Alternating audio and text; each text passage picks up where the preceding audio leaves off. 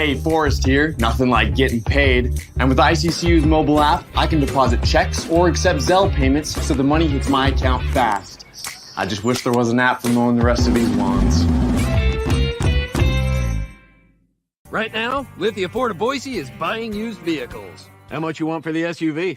I don't know. Well, Lithia Ford will give you more than that. How much more? More than you think. I'm not thinking anything. I'm thinking you might get even more than that. See how much more you can get at Lithia Ford of Boise. When it comes to concrete, we've got you covered. RowPaint.com offers custom concrete coating services for your garage, business, warehouse, and more. And we do it in one day. We are your complete concrete coatings solution.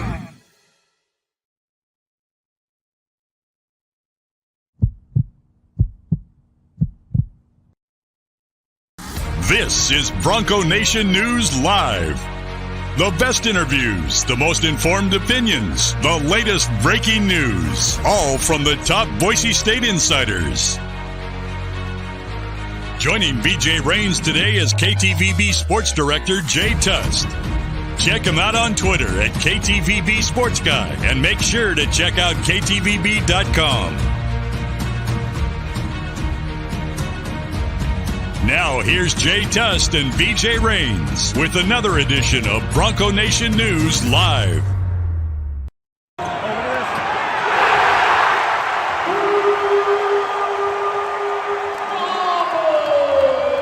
Well, that was part of the scene last night, one of the many moments that brought the crowd to its feet as Boise State takes down Nevada 77-62. Welcome on into a special Wednesday edition of Bronco Nation News Live.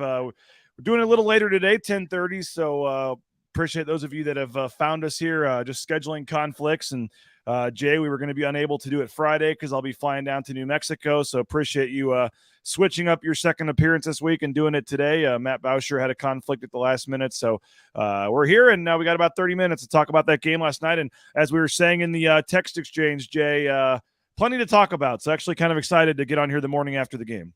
Yeah, what a great performance by the Boise State men's basketball team last night. I mean, the first half was pretty darn good, super efficient offensively, and then I think the biggest change in terms of the second half was Boise State really picked things up on the defensive end and made life difficult on Nevada, and they really cruised to a nice little victory there in the second half. So now they are atop the Mountain West Conference standings.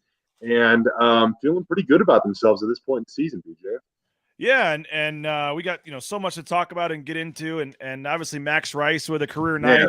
You had a couple other guys that stepped up as well. I thought it was just overall a great night. Make sure, by the way, you're following us on YouTube, Bronco Nation News on YouTube. If you're checking us out to all of the various channels, Facebook, we appreciate that as well. If you're watching on Twitter, we can't take your comments. The platform doesn't allow us to do that. I apologize. So if you're watching on Twitter, switch over to the YouTube channel, subscribe on YouTube. It's free and easy, and you can jump in with the rest of the folks here for our typical morning broadcast. And I'm sure you already do, but go subscribe to KTVB's YouTube channel while you're at it. If you don't, they do a great job on there. But Jay, you have this great background behind you, but you're blocking it. I saw you trying to get it set up for us. You got to move a half an inch to the other way. The other way. There you go. Yeah, my kiddo and my wife are out of the house right now, so I got out of the what was my office, what is now basically a playroom. It has changed. I know how that goes. Year. I know how that goes. Yeah, I had a great office. Now you get a little breathing room. I just hope the dog doesn't bark. We're good. No, that'd be okay. No, we're a full family show here. So, no, but obviously we'll get into it, and we'll start with Max Rice. And he was just absolutely unconscious last night. And I got some highlights that not just of him, but from the whole game that I'll kind of play in the background while we're talking about the game here. But overall, I mean, just some of the shots he hit, and I loved after he hit one looking over at Steve Alford and kind of just the what are we going to do about that one kind of thing. And but Max Rice, 29 points, a career night for him last night. Yeah, we asked we had the chance to chat with Max after the game. He's always a guy that seems to play with a chip on his shoulder, but there just seemed to be a little something that was even more elevated than normal, I would say, last night. And he said after the game, the thing I love about Max, man, he's not really bashful in his comments. He's not going to really downplay stuff. He's pretty transparent and honest with us. And after the game, we asked him, you play with a chip on your shoulder tonight. He said, last time I played these guys, I scored 2 points. I had to show them that I proved like I belong on the court. And he also kind of said like maybe they doubted as if he belonged on the court. And so, man, did he silence his critics early and often. One of the cooler performances, BJ, that I've seen by an individual player at Extra Mile Arena since I've been covering the team. And as you know, we're both upwards of over a decade now of doing this for Boise State. So I think of the Derek Marks game against Colorado State when he had like 33 in the second half. Chandler Hutchison's 44-point effort against San Diego State. I know that there's been other ones in between those performances too, but Max Rice last night just had that kind of special, memorable evening against the Wolfpack. I just wish they could have found a way to get him more shots in the second half. I mean, I know Nevada was switching up the defense, but he only attempted 5 shots in the second half, and certainly it was, he was facilitating more. You saw what Tyson Degenhart was able to do on the inside once they stopped double teaming him and stuff. But to finish with 29, I thought was criminal. They had to find a way to get him 30 there. He said after the game that he was going to have a chat with head coach Leon Rice about not being able to get to 30. That was a milestone he wanted to accomplish at least once in his collegiate career. And I'll say this too, BJ. He actually did have 31. There was one waved off. That BS charge call on him. Oh, that's right. Look at that. Look at that. He can score inside too, man. That's the thing that impresses me so much about Max this year. Like, he's always been a shooter. But you can tell, like, last night he was getting into the zone because, like, he was also scoring down low and he had a couple of post moves. And he looked awesome last night, man. Like, he's not just a good player on the Boise State men's basketball team. Like, he's legit one of the better players in the Mountain West Conference this year. I mean, BJ, do you know who leads in conference games, which I know it's 6 games, but still. Do you know who was the leading point scorer for Boise State in conference games this year? It's probably Max Rice. It is Max Rice. I mean, he's probably going to be somewhere on the all-conference team, if you think at this point, if it keeps up. He definitely should be. I mean, especially the way that he did it last night, 29 points on 14 shots, and he only got 3 free throws as well. I like that up and under there that he had where they both were going for him, and he just kind of went up. And here's the one where it gets blocked. Degenhart gets it back to him. This is kind of where it was like, all right, it's his night. I mean, to get his shot blocked, somehow it goes right to Degenhart. They get it back to him. I mean, that was pretty impressive. But in the second half, man, Nevada was trying to hang around, and you had guys like Najee Smith and Tyson Degenhart, like I said, really take over there in the second half as well. Yeah, Tyson only had 2 shots at halftime. 2 shots, that's all he had. 3 points, he's one of 2 from the field, 1 of 2 from the free throw line, and immediately in the second half, I mean, he comes out really assertive on the offensive end, and it was finally because his patience paid off. They finally stopped doubling him, and then he went to work. And then Tyson ends up with 15 points and 6 rebounds on 6 of 9 shooting. We mentioned this on the show yesterday, BJ. I mean, I really do think that we set up yesterday's game beautifully because we also talked about Max Rice and how good he's been. He's not just the coach's kid. He's an incredibly good shooter. And that was some comments that were made on, the broadcast, even if it was tongue-in-cheek, at the Wyoming game. So what they're doing on offense right now, I mean, I looked up, like I said, there was like 12 minutes to go in the game, and both states averaging 1.5 points per possession or darn near it. Like, that's an insane clip. I don't know how I don't know what that would be like in football. I wish there was a way that I could easily convey that, but that is a really high clip to score the basketball at.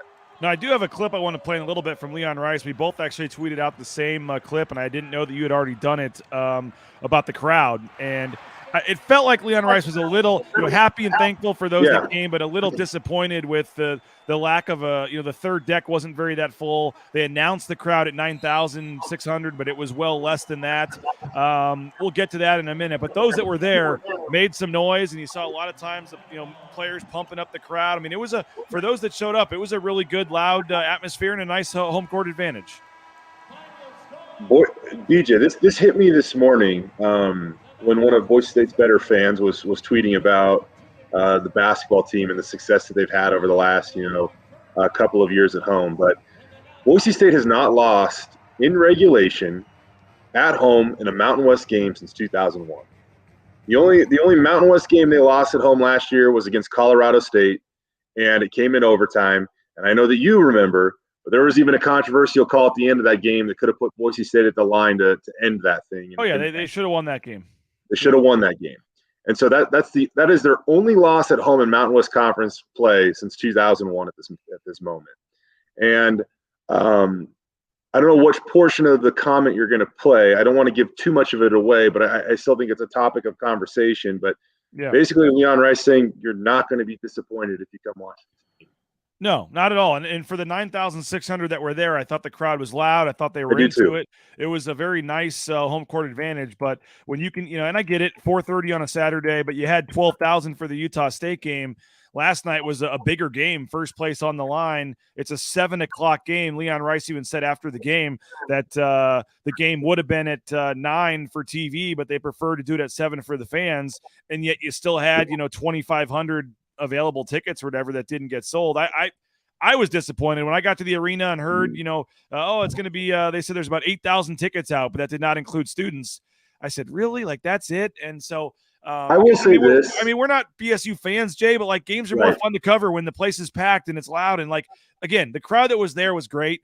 But what else do they have to do? It was a 7:00 game. The whole weeknight thing doesn't count as a fair excuse for me. I hear you on that. The only and when I was up this morning, man, and I was up early and I was kind of going through some stuff, and I remember that clip from Leon, and I tweeted that out with the intent of saying this team deserves support. They do. And I'm not going to change that, but I will add this to it, is that, at KTVB, we also pay attention to the high school scene. And there were actually some very big rivalry games last night. And you had the Stinky Sneaker. If you don't know what that is, it's a rivalry game between Mountain View and Meridian. There have been other such alike rivalry games sparked at other schools. Hawaii had one of those games last night, and those gyms were packed last night as well. And so you got like 800,000 people in the Valley. I hear you. I'm just saying those are some rabid basketball fans that otherwise might be at that Boise State game that couldn't be there last night because there were some pretty big local prep basketball games. But that's not going to change the fact that this team deserves support. They got 6 home games left. They got 2 home games left next week. If they beat New Mexico, you should probably buy stock now because they're going to be a top 25 team. If they beat New Mexico this weekend, I firmly believe it. BJ, in the last 11 days, they have handed UNLV their worst loss of the season.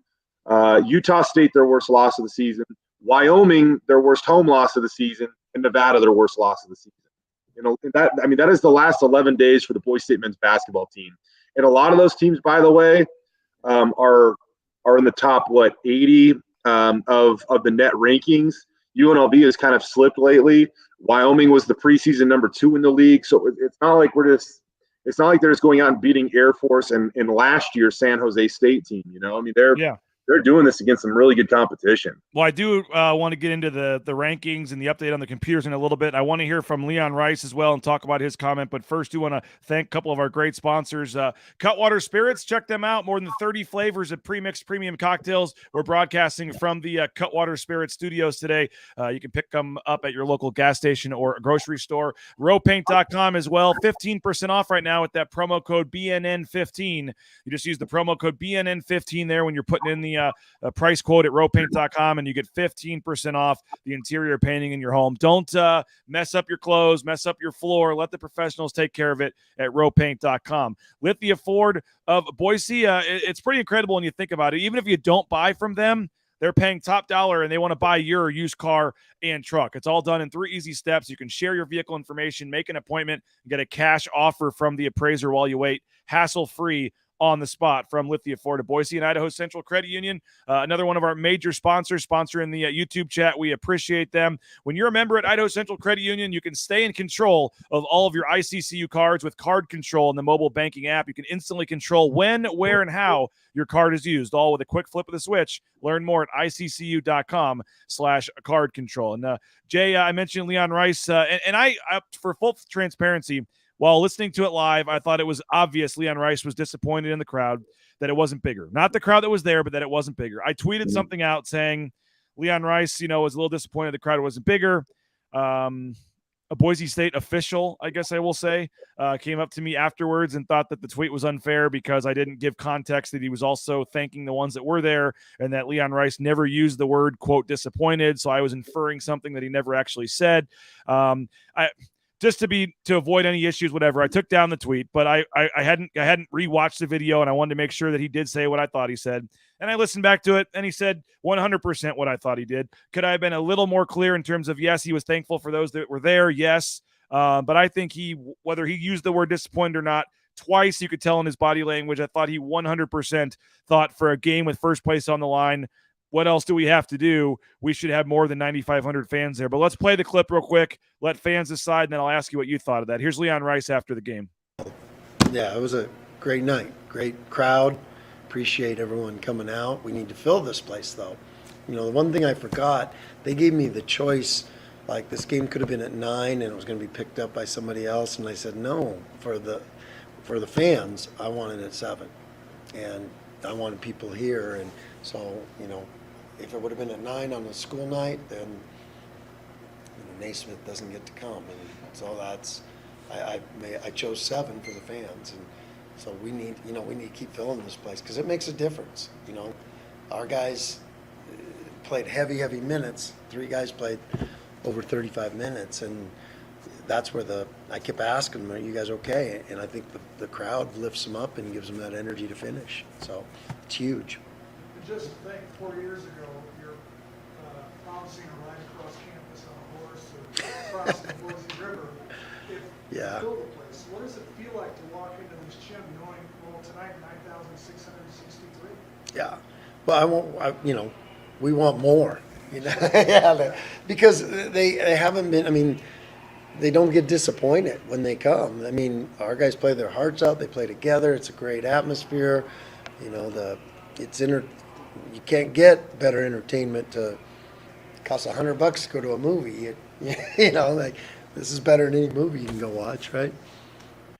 All right, Jay, there was Leon Rice. By the way, a nice shout out for Naismith, my son there. But the point was well taken, and he hadn't mentioned that before, that the game could have been at 9 for TV. Instead, it was at 7. But what do you make of his comments there? Thankful for those that came, but I clearly thought he was, twice referencing, we want more. Thought it was going to be a little higher. Yeah, I mean, nothing wrong with that. I don't know what's wrong with that either. Like, I mean, if the stadium's not full, then it's okay to say that you want it full. Like, right? Like, it's okay. Like, he appreciated everybody who was there. It was a great crowd that was there. They were noisy. They were, they're educated. Like, you can tell. Both can be true. Both can be true. When there's a big play on defense, on offense, that crowd continues to cheer through that next defensive possession for Boise State. Like, they get it. And so both can be true, man. Like, it was a great crowd last night. Do they want more? Yes, they want more. And I think the challenge is that Leon goes on the road. He knows that a sub 500 New Mexico team is still going to get 12 to 1,400 fans at their game. And when they're good, 1,000. What's that? Sorry, 1,000, 12 to 1,400, 12 to 14,000 fans at their game, even when they're not that good. And this year they're 17-2. The Pit's going to be rocking on Friday night. When they go to Viejas Arena in early February, he knows he's going to be up against a sellout crowd. And so as he's pushing to grow in his own program, I mean, there's no reason to stay in one place, right? If you're good at your job, but you feel like you can't grow. Like, you have to feel like you can still grow in order to be motivated to be better, right? And I think the product on the court has certainly been better over the last 2 years. Now he wants to continue to push that atmosphere. And I guess I have to just say this. That's my opinion of how I interpret this. Not necessarily maybe his, but I understand why he says that he wants more. Yeah, I don't think it should be the main storyline going out of that game, though. No doubt about it. But I did think it was noteworthy that the crowd was what it was. I thought the crowd would be bigger, and it looked like Leon Rice noticed that as well. Let's see. So Rudy says, here's the difference with Bronco Nation. If Colorado State would have stormed the court last night, act like you've been there before. They were talking about the crowd being so loud in Section 12. Jordan says, so crude. Don't want to see another court storm unless it's for another championship at the end of the year. Fresh Kid V, thankful to those that showed up in person, made the home court advantage a real thing. It sounded awesome on TV. Back-to-back days with Jay Tust, like having a milkshake with my burger and fries. Wait, is it a compliment? I would assume so. Who doesn't want a milkshake with burger and fries? I'm just kidding. Rudy might be telling me to get. By the way, Curtis, I should have had this clip ready to go, but Curtis pointing out that nice to have Boise's number 1 stat guy, BJ, chatting with the number 2 stat guy, Jay. He says Leon said it, not me. He did call me stat. He did call me stat guy. Was that offended? Did you feel offended at that point? I don't remember that, but that's okay. He was talking about the top 10 defensive rating or something, and he looked over and he said, "You're the stat guy," and I said, and then asking if they were still top 10. So I'm sorry if you were offended. They are. They're top 10. They are. And I was looking at Ken Palm's numbers from last year when he asked me that. So I looked down and saw it said they were 20 in defense. And I was like, wait, there's no way they went down 10 spots in defense in this game. And so I almost said something. And then I realized I was on last year's.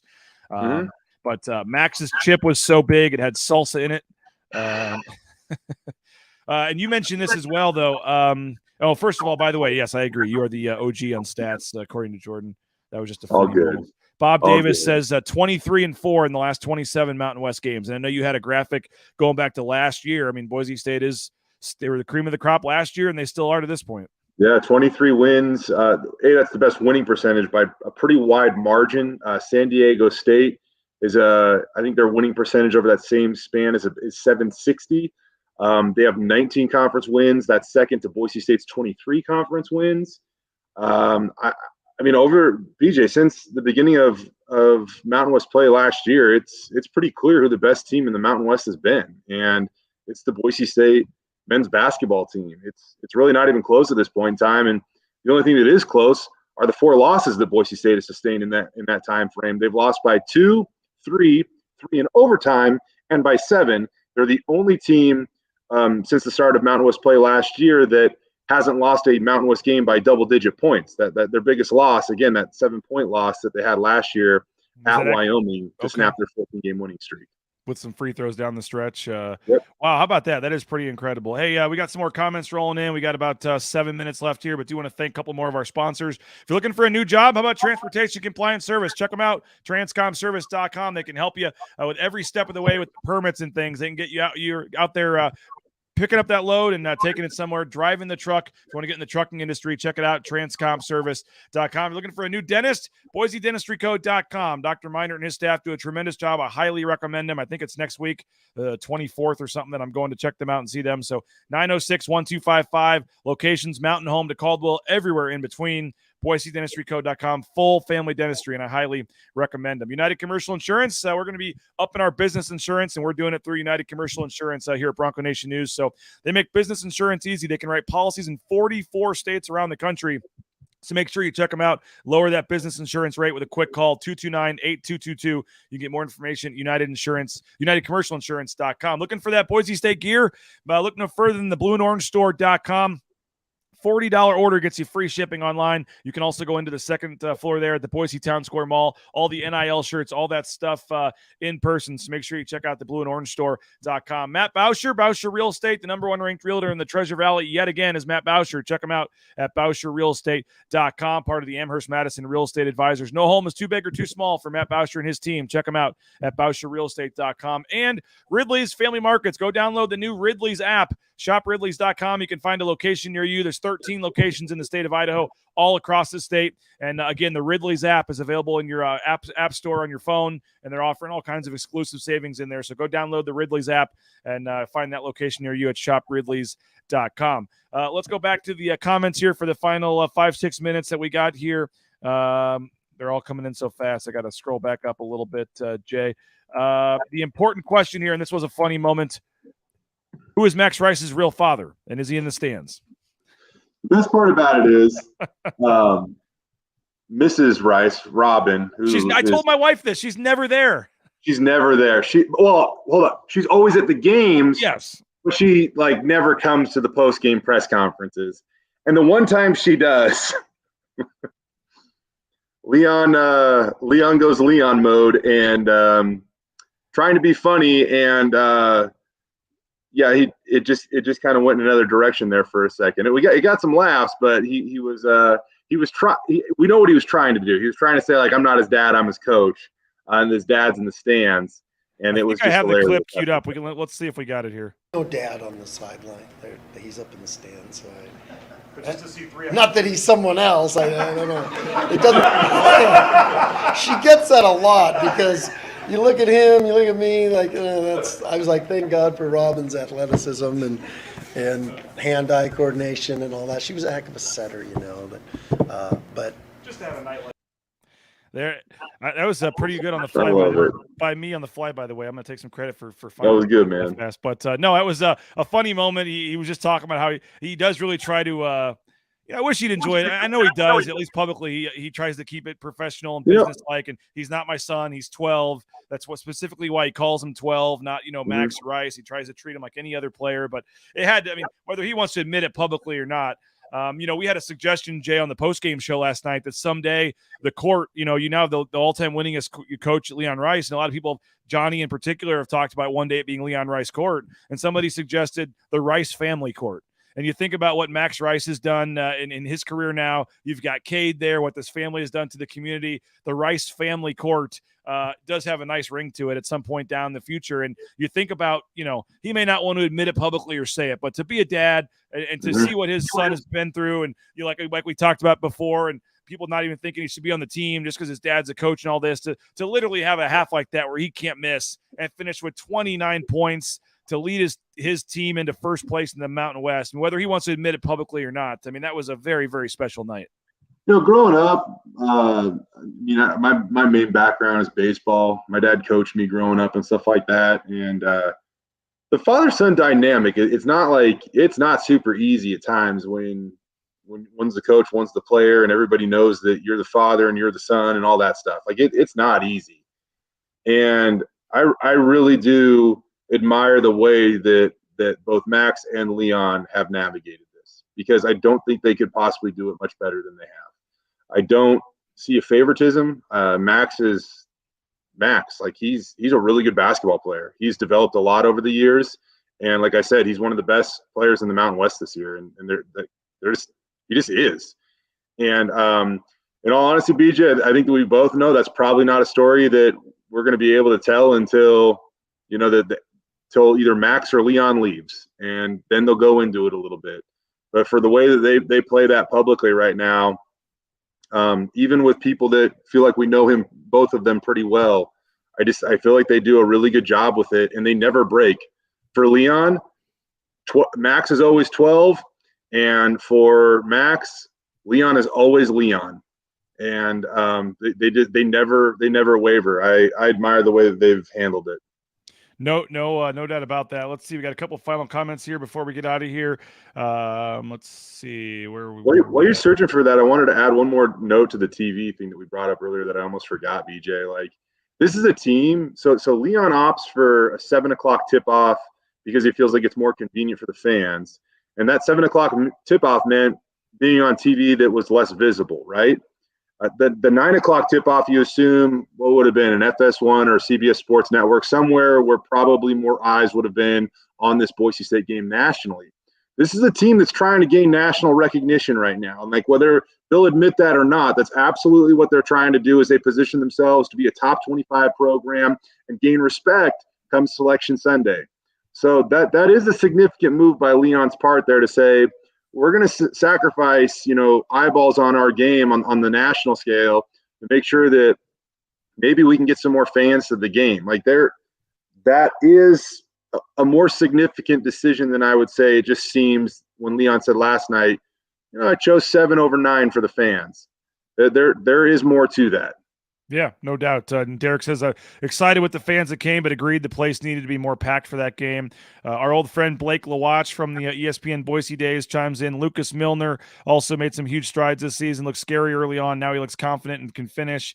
He had a nice dunk. Jordan wants no talk, by the way, of the stinky sneaker this morning. Ooh, must be a Meridian alumnus. Dennis Beebe did agree with you on the games last night. There's a go Mavs there from Curtis Cahoon. Let's see what. Shout out to Derek, by the way, because he was actually the guy that replied to one of my tweets saying the margins of defeat for Boise State and how small they've been over the last 4 years in Mountain West play. Kurt says a lot of the games, big games, are on Tuesday nights, not many on Saturday this year. The San Diego State game's also on a Tuesday at the end of the regular season. The UNLV game is on a Sunday. I don't know how much, quote, big game that'll be. They're not doing as great, but you got a Sunday home game against UNLV. They've got a weekend home game against, is it Colorado State or Fresno, one of the two, coming up next week. So there's a couple weekend games. It's just the way the schedule works out. They do have some weekend games on the road. The Corral hasn't had the budget, from what Derek said, they typically have. The admin has helped make the environment better. Let's see. It's so fun that go look back at the preseason predictions. Nobody had Boise State doing this. Still not getting enough press nationally. There is Derek with the Rice Family Court. What do you make as we kind of wrap this up, Jay? We spent a lot of the show yesterday talking about the metrics and the rankings and where it all shakes out. Nothing wrong with holding steady at 20, but I was a little surprised when you beat the number. You beat the number, 29 ranked net team by 15 points, and you don't move a single spot in the net. I was a little surprised by that. I think what that comes down to, though, BJ, the higher you get in the net, the more difficult it's going to be to move up in the net, right? Like, which hopefully means harder to move down very much too. If you lose, I don't know if that's necessarily the case. Like, just because if you're high in the net, it means you got a good schedule and you're beating good teams. But Boise State doesn't have any quad one wins right now. But at the time of tip-off, they've beaten 3 quad one teams in the last 11 days. It fluctuates throughout the season, as you and I both know. And they lead the country in quad 2 wins with 7. They're 7-2 in quad 2 games. I'm kind of liking the Torvik rankings because Bart Torvik, man, I'm getting you on to Bart Torvik, man. He's it's very similar to the Ken Palm, but there's some different things you can do. Very similar, but you can add more splits and time frames and things like that. And so, if you want to look at, I know Boise State's on a 5-game winning streak, but if you want to look at these last 4 games when they have been clicking offensively, Torvik has them over the last 11 days. I mind you, as the 4th rated team in college basketball, the 12th most efficient offense in college basketball. And we already know they play great defense. Wow. I mean, that's number 4 team in the country the last 11 days. Pretty good. if only we had a local AP voter that would rank them, then but I think if they can win on Friday, everyone keeps saying rank them now, but it's like you got to. I mean, unfortunately, this game doesn't mean much if you go lose on Friday. You got to win Friday, but if you win Friday, I think you will probably find your way in the top 25. And I guess final thing, Jay, since this will be our last show of the week with you, what do you make of going down to the pit? It's probably going to be a sellout crowd. Nevada is 17-2 now, or excuse me, New Mexico 17-2 on the season. They're playing very well. They're only 1 game back in the loss column out of first place. The pit's going to be rocking. I mean, we talked about this 4-game stretch trying to go 3-1. I think that you would have said before the last 3 games, 2 on the road last week against UNLV and Wyoming, and then the home game against Nevada. Now this one, I think if you'd have told Leon Rice before the stretch started that you could go 3-1, I think he probably would have taken it right away. And now you're 3-0, and you're kind of playing with house money. I mean, it won't be a loss that hurts you nationally or anything in the rankings too much, but I mean, does obviously hurt for the Mountain West standings and that kind of stuff. But overall, another massive game, and it probably is the difference between them being in the top 25 or them kind of still being a couple weeks away. You're probably right on that. And I think you could easily argue that this is the 2nd or 3rd most difficult game left on Boise State's schedule. They still got San Diego State twice. So in one of them, obviously, is at Viejas. Outside of that, playing at the pit, is all. I mean, regardless of how good New Mexico is, it's always going to be a difficult road trip because their fans bring it. Now New Mexico's good, and their fans are going to bring it. So you could argue that this is one of their, the top two games left in terms of the level of difficulty for Boise State on their schedule. I will say this: I can't remember if it was BPI or what it was, but saw that Boise State will be the slight underdog, a 48% chance of winning that game. Virtually a coin flip. So I will say this: so the numbers or the calculators, the metrics, all that stuff, they think highly of Boise State right now. It's indicative of where they sit in the Torvik rankings, the Ken Palm rankings, the net rankings. Where Basketball Power Index expects them how they expect them to do against New Mexico. I mean, there's a lot of things that's backing Boise State right now. It's just going to be for some of these humans to come around to the table and do the same, I guess. So, Jay, as we wrap this up, there's three. Let me see how quickly I can pull this up. You look at the, you mentioned the Ken Palm rankings, and you look at what he's got predicted for the rest of the season here. Here we go. He only predicts him to lose 3 games the rest of the season.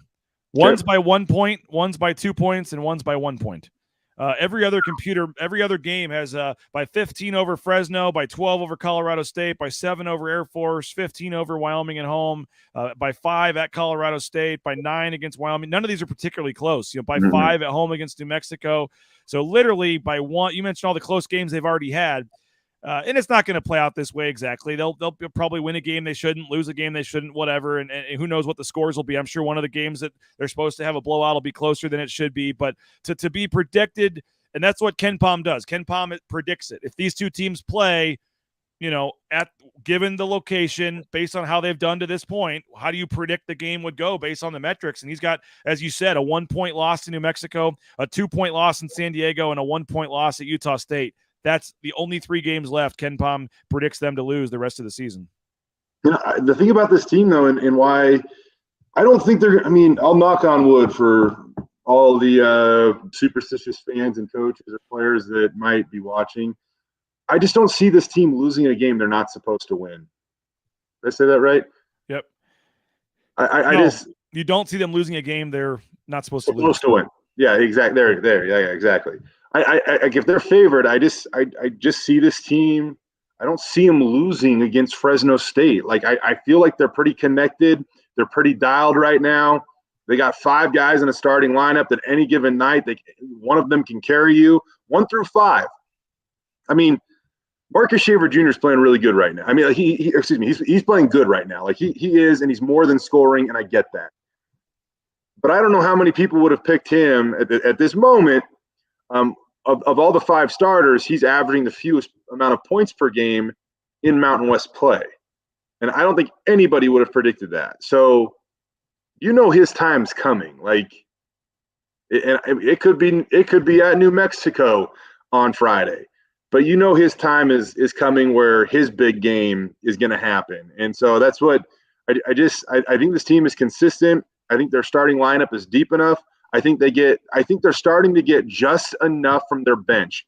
They don't when you have 5 guys in your starting lineup averaging over 11.8 points per game, you don't need a guy to come off the bench and necessarily score 15 and save the day. You need him to provide 15 steady minutes to where the level of play doesn't drop off significantly when he comes in. And I think last night when you saw Kobe Young, Jace Whiting, and Lucas Milner on the floor, that was the case for all of them. They have to hold serve, if you will, when they come into the game, and that's what they've been able to do during this little winning streak. You want to explain this one real quick, Jay? They don't count the non-D1 games, right? Right. Yeah. So in the NCAA tournament committee's eyes, they're actually 14-4. Those games don't hurt you, but they don't necessarily help you as well. And Jay, they had 3 quad 1 wins at the time they had them, and now they have none. But New Mexico, I think, is 36. So there's a good chance the New Mexico quad 1 is going to stay a quad 1 the rest of the season. Well, and it's a road game, so I mean, top 75.